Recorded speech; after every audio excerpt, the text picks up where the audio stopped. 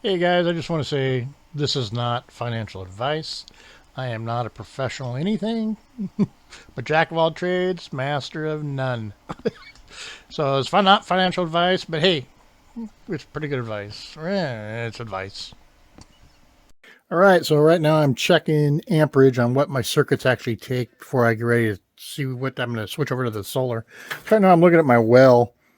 It's a 240 well right now. With the water running inside, it is pulling 6 amps off of that line and 6.4 amps off of that. So that's basically a 13 amp. It's a 30 amp breaker, but it's pulling 13 amps when it's running. I did a little test on this shop vac over here. That thing pulls 10 amps. I couldn't believe it, 10 amps. Anyway, so that's how I'm testing little $50 tester that I got. One thing when you do this, you got to know that you can only do one lead at a time. You can't do like hook onto this cable and read this on this light because the neutral's canceling out the alternating current. Anyway, so I have it on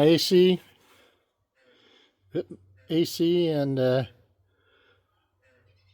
40, like I said, with the water running, 6.3 amps on that side of the 240. So on that side is the other 6.3. So basically 13 amps. Kind of cool. Hey guys, so I got done reading our panel in there with our new little meter, a little clamp meter goes around the individual conductors, so you can read how many amps everything's taking. And so I went through our panel and I found, all the numbers I was kind of looking for. The dryer's 50 amps when it's running. The hot tub, surprisingly, was only 26 amps with it running completely, everything going, the heater going, and both pumps pumping. That was kind of a delightful. Hey, that's not bad. But the dryer was 50 amps. Here's a good one for you. I don't know what kind of stupid electrician got his license. Our house has electric cadet heaters in every room because it's 20 years old, and that's how it was built back then. They put 1, 2, 3, 4, 5 cadet heaters on one circuit and one 12-gauge wire leaving here. So I'm definitely gonna have to rebuild that.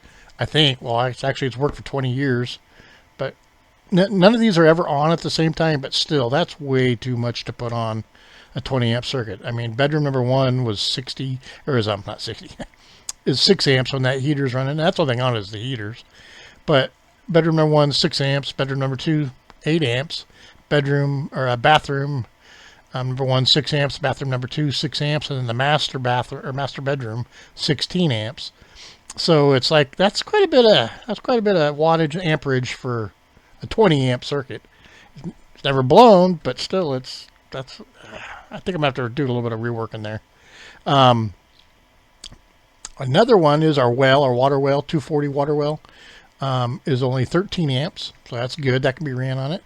The 2 cadet heaters that we have in the living room that are on one breaker, 28 amps. They're the full size, I guess 2,500 watt each.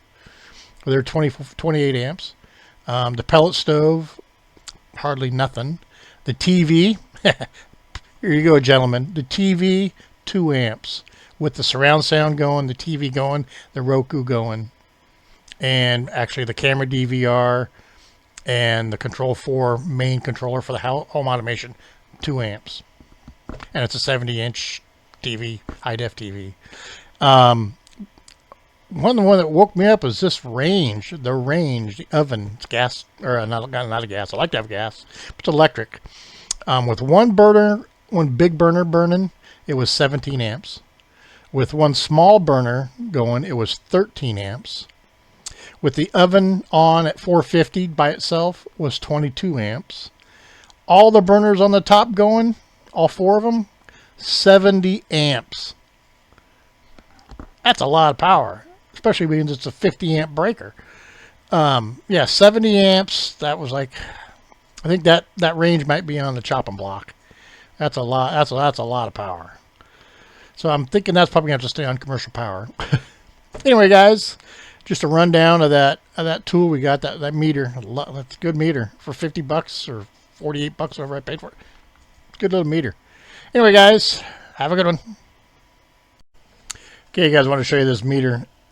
It is clamp style. It does work really well.